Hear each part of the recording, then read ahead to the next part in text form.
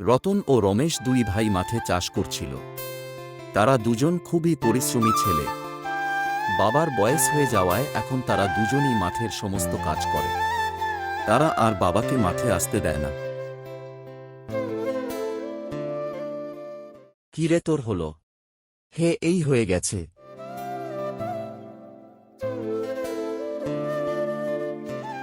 এরপর তারা দুজন বাড়িতে গেল।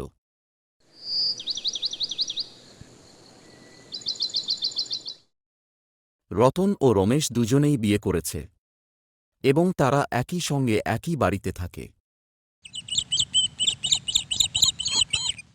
পরের দিন সকালে রমেশ মাঠে যাচ্ছিল। তখন সে হঠাৎ একটি অদ্ভুত গাছের বীজ দেখতে পায়।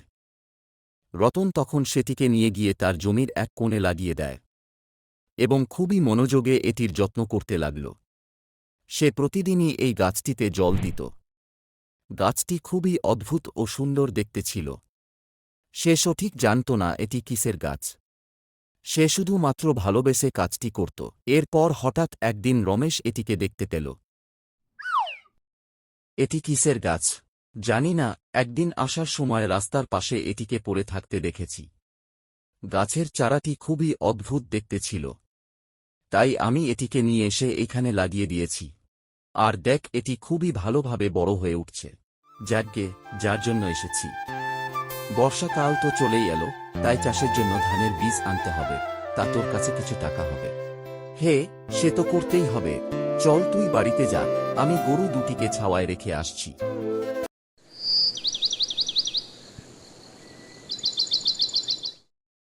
এরপর কিছু সময় পর রতন বাড়িতে গেল।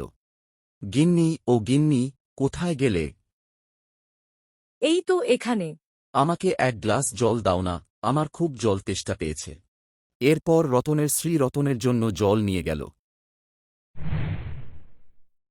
তোমার খুব কষ্ট হয়েছে না রোদে কাজ করতে? কি করব গিন্নি বলো, গরিব ঘরে জন্ম নিয়েছি, কষ্ট তো করতেই হবে।